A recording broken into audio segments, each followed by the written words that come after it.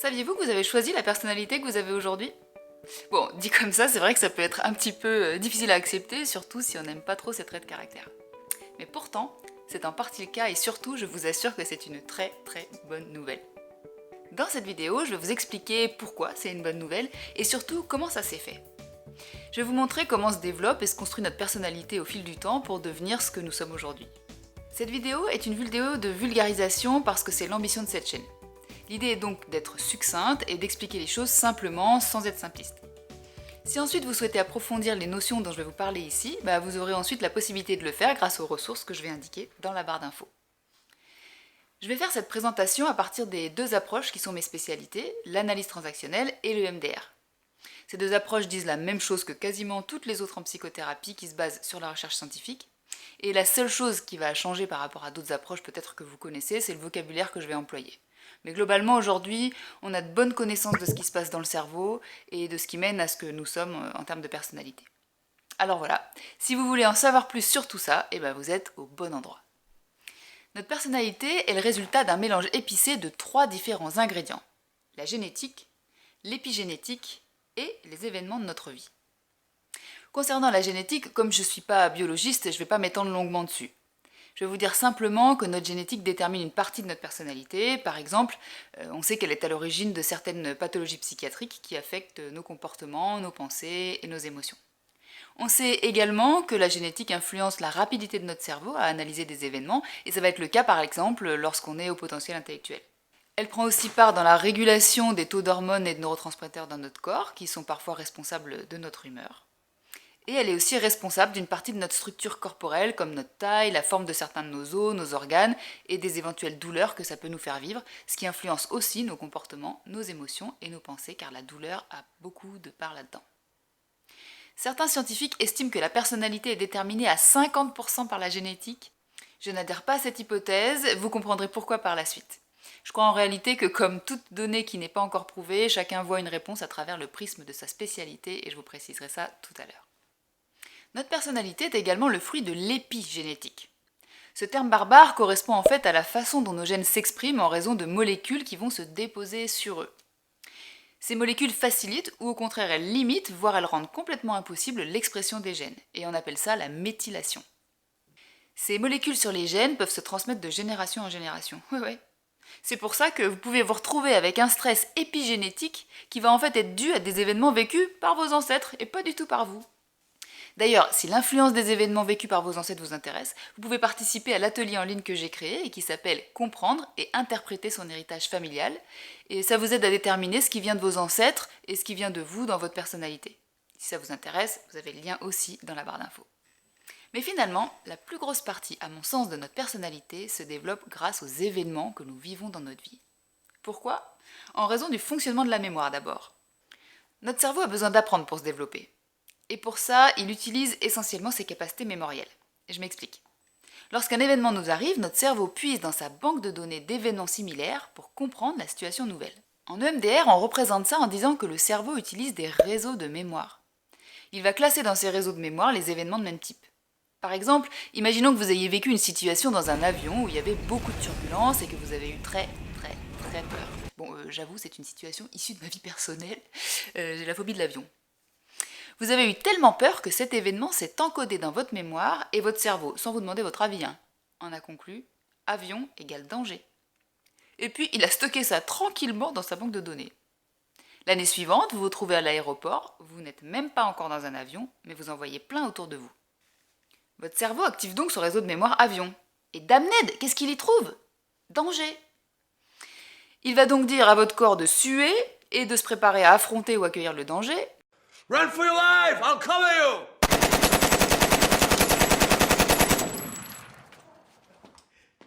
Bref, votre cerveau interprétera l'événement du présent de façon bien plus anxiogène que si vous n'aviez pas eu la première fois peur en avion. Toujours en EMDR, on dit que le cerveau fait ici un travail associatif. C'est-à-dire qu'il associe les événements entre eux en fonction de ce qu'il connaît déjà, de façon à accélérer la compréhension des événements nouveaux qu'il a sous les yeux. Ça simplifie le décodage d'un nouvel événement qui est en train de se passer tout simplement. C'est ce qui explique que nous ne réagissions pas tous aux mêmes événements de la même façon. Car vous savez maintenant que ça dépend des événements similaires que vous avez vécus précédemment. On voit donc bien avec mon exemple que si les événements antérieurs ont été problématiques, voire traumatiques, l'interprétation que nous faisons dans le présent peut également l'être. C'est pourquoi on dit souvent que le passé détermine le présent et éventuellement même le futur. Mais ne vous en faites pas, ça le fiche pas, heureusement. Alors, à ce stade, on sait que les événements du passé influencent ceux du présent. Mais il faut ajouter une donnée qui est pourquoi est-ce qu'on a interprété l'événement comme ça la première fois? Répondre à cette question, ça demande de prendre en compte la construction de notre cerveau qu'on appelle la maturité neurologique. C'est-à-dire en gros, quand le cerveau a globalement atteint sa pleine croissance et est en pleine capacité de son potentiel. On s'accorde à dire que ce moment, ça arrive autour de 20-25 ans. Là, on commence à comprendre que l'âge auquel on va vivre les événements qu'on stocke en mémoire, ça a une conséquence sur ce qu'on va en faire plus tard. Parce qu'effectivement, selon l'âge qu'on a, nos capacités d'interprétation ne sont pas les mêmes. Parce que notre cerveau n'a pas les mêmes possibilités. Il n'est pas mature de la même manière. On n'a donc pas les mêmes outils d'interprétation à disposition. À la naissance, par exemple, la partie du cerveau la plus active, c'est l'amygdale. C'est une partie du cerveau qui gère les émotions. Mais il y a une autre partie du cerveau qui s'appelle l'hippocampe, qui, elle, n'est pas encore très développée avant 3 ans. Du coup, avant cet âge-là, le petit enfant, lui, il a déjà des émotions, il peut les mémoriser, mais il ne peut pas encore le faire d'une manière verbale et structurée, c'est-à-dire un peu comme nous, on conçoit la mémoire à l'âge adulte et les souvenirs. Par conséquent, à cette période de sa vie, l'enfant, lui, il est très dépendant des personnes qui s'occupent de lui pour l'aider à réguler ses émotions. Et si les personnes autour de lui ne le font pas, lui peut se retrouver dans des détresses émotionnelles qui vont servir de base plus tard pour l'interprétation des situations qu'il va vivre. Pour illustrer tout ça, on va prendre un petit exemple. Imaginons, vous avez 3 ans. C'est le soir, en semaine, et votre papa est en train de préparer à manger. Vous attendez ensemble votre maman. Habituellement, à cette heure-là, vous savez qu'elle est déjà là. Votre papa se trouve devant les plaques de cuisson. Il commence à s'agacer, il bouge brusquement, il fronce les sourcils, il parle vite. Vous ne savez pas encore très bien interpréter ce que ça signifie exactement, mais vous sentez bien que quelque chose ne va pas. Et vous-même, vous ne comprenez pas pourquoi maman n'est pas là, et vous posez d'ailleurs la question à votre père. Elle revient quand, maman? Il vous répond qu'il n'en sait rien, mais sur un ton nerveux. Avec votre cerveau d'enfant de 3 ans, vous interprétez que la question que vous avez posée à papa, c'est un peu problématique. Et vous vous dites, par exemple, que papa est anxieux lui aussi, et qu'il se demande pourquoi maman n'est pas là. Ça vous inquiète encore plus. Ce qui est important pour vous à cet âge, c'est que maman et papa soient là pour s'occuper de vous. Mais maman, elle n'est pas là, et papa, lui, il a l'air complètement stressé. Donc là, vous commencez à faire des liens, vous êtes complètement angoissé, vous vous demandez si maman vous a pas abandonné, et vous vous mettez même à pleurer, ce qui agace encore plus papa. Imaginez que cet instant se stocke dans votre banque de données d'un réseau de mémoire qu'on pourrait appeler « personne en retard ». Et bien là, pour votre cerveau, retard possiblement, ça veut dire abandon. Deuxième exemple. Nous sommes dans la même situation, mais maintenant vous avez 10 ans. Vous avez vécu plusieurs expériences où votre mère était en retard le soir après son travail et vous savez que c'est parce qu'elle s'est retrouvée dans des embouteillages en rentrant, elle vous l'a déjà dit. Vous voyez votre père s'agacer devant la cuisine et comme vous l'avez déjà vu aussi dans cette situation, vous interprétez qu'il a encore raté son plat et que ça l'agace. Vous lui demandez « Elle est où, maman ?» et il vous répond toujours « je ne sais pas » avec nervosité. Sauf que cette fois, à l'âge que vous avez, et avec le développement du cerveau qui est plus important à cet âge, vous avez acquis des capacités cognitives différentes et vous avez développé et affiné votre capacité à interpréter les émotions des autres. Du coup, vous vous dites que papa est en colère, mais que ça n'a rien à voir avec le retard de maman, plutôt avec sa cuisine. Et ça vous angoisse pas du tout, du coup. Maman, comme elle a déjà été en retard plusieurs fois, vous êtes persuadé qu'elle va bientôt rentrer, et pour que vous soyez angoissé, il faudrait qu'elle soit beaucoup plus en retard que ça. Par contre, ça vous énerve un peu d'attendre pour manger, parce que vous avez la dalle. Maman, elle pourrait quand même se dépêcher, non? Bon, comme vous avez acquis des capacités de régulation de vos émotions, pour faire ça, vous dites à votre papa que vous voulez retourner bouquiner votre BD, ça va occuper votre sensation de faim, et puis qu'il vous appelle pour manger quand elle sera rentrée. Imaginez que cet événement soit stocké dans votre banque de données du réseau mémoire, personne en retard. Dans ce cas-là, maintenant, retard, possiblement, ça veut dire agacement car on attend les gens, ou quelque chose comme les gens en retard c'est chiant. Mais ça n'a rien à voir avec l'abandon. Allez, troisième situation. Toujours la même, mais cette fois, vous avez 30 ans. Et en fait, vous êtes venu ce soir manger chez vos parents après votre travail. Votre mère n'est donc pas encore rentrée, mais vous avez vécu ça toute votre enfance. Vous savez qu'elle finit toujours par arriver, vous n'avez absolument aucune inquiétude sur le fait qu'elle va rentrer, et de toute façon, si elle a un souci, vous vous dites qu'elle appellera.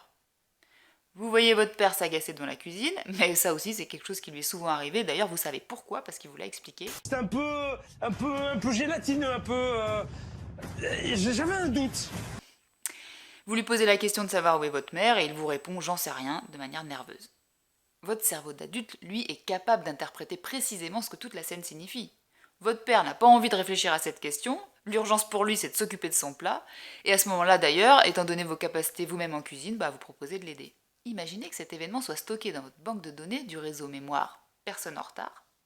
En fait ici c'est un non-événement, et d'ailleurs il est tout à fait probable que vous vous en souveniez même plus dans quelques mois.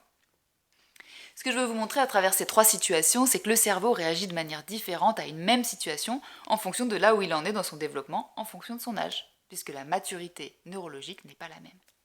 Maintenant que nous avons appris que le passé influence le futur et que nos capacités cérébrales jouent un rôle sur notre interprétation du monde, il nous reste à savoir comment tout ça s'agence pour devenir notre personnalité, n'est-ce pas?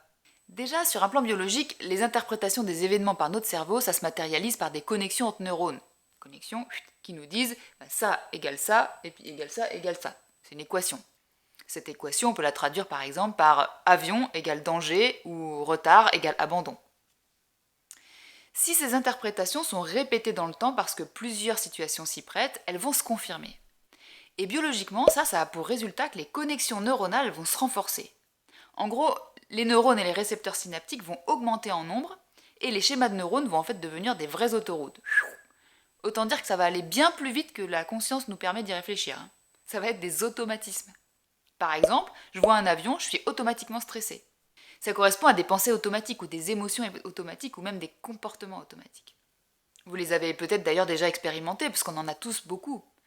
Par exemple, je ne vais pas pouvoir refuser de faire ce qu'on m'a demandé, ou je ne dois pas pleurer devant ce film, ou je n'arriverai jamais à plaire aux femmes, etc., etc. Ces pensées automatiques sur les événements, on les appelle en analyse transactionnelle une décision de scénario. En fait, pour nous, en analyse transactionnelle, le scénario, c'est l'ensemble des idées qu'on se fait sur les choses, nous-mêmes et le monde, en fonction de ce qu'on a compris de la vie et déduit de la vie. Ces idées-là, elles se traduisent biologiquement par des connexions de neurones, comme on vient de le voir. Alors, en psychothérapie et en développement perso, on appelle tout ça des croyances. Vous avez peut-être déjà rencontré ce terme, non ?